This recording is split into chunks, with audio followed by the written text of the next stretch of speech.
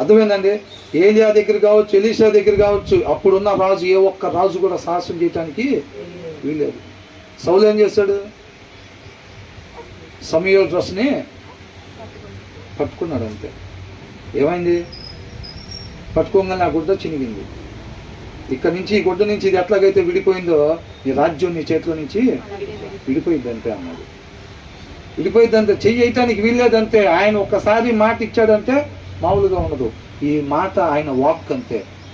గడగడ ఉనికిపోవాలి, సాష్టాంగపడి మన ప్రవర్తనే జీవించాలి, నామాన్ని మహింపరచాలంటే, మన జీవితాలు ముగించాలి. అట్లాగా అది మహింపరచటం అంటే. నోటితో 10 సార్లు చెప్పటమనో మహిమ అనే పదాలు ఉన్న పాటలు తీసుకొని 15 సార్లు పాడటం కాదు. ఆ తర్వాత ఏమన్నాడు?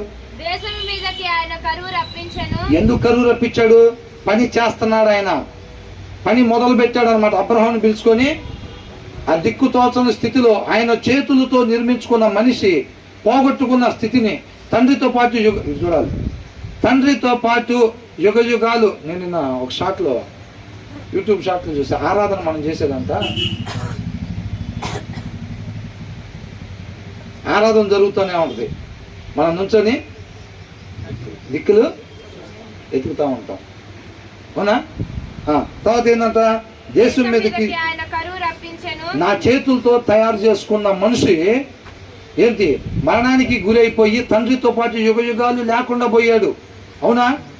మరి ఇప్పుడు ఆ భారం ఉంది కదా, కాబట్టి వాళ్ళని సరిచేయాలి. వాళ్ళకి కావాల్సింది మళ్ళీ తండ్రితో పాటు సమాధాన పరిచి యుగ యుగాలు ఉంచాలని ఏం చేస్తున్నాడు? దేశం మీదకి కరువు రప్పించను. కరువు రప్పించడా లేదా?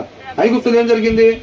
కరువు వచ్చిన తర్వాత జీవనాధారమైన అంటే తినేదైతే ఫుడ్ మన దగ్గర బియ్యం పండట్లేదు అనుకోండి, ఏం చేస్తాం? అసలు తినడానికి గోధుమలు కానీ బియ్యం కానీ ఏం పండకపోతే ఏం చేస్తాం? మన పరిస్థితి ఏంది? ఐగుప్తులు అదేగా వచ్చింది. ఏమంటున్నాడు? జీవనాధారమైన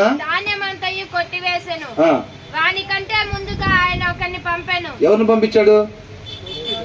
ఎవరిని పంపించాడు? హల్లెలూయా. వీళ్ళు అనుకుంటారు ఆయన అమ్మేశారు, వీళ్ళు ఇటు చేశారు అటు చేశారు అని. ఎవరు చక్రం తిప్పుతున్నారు? వాళ్ళ అన్నదమ్ములు ఏమనుకున్నారు?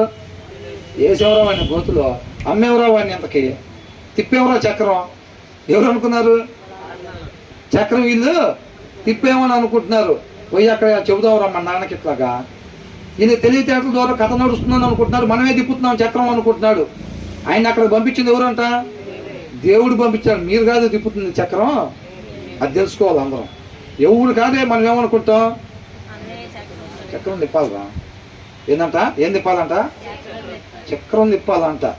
చక్రం తిప్పేం లేకపోతే కదా నువ్వు నేను చక్రం కడుక్కోవటానికి, అవునా? ఆయన కొనకడు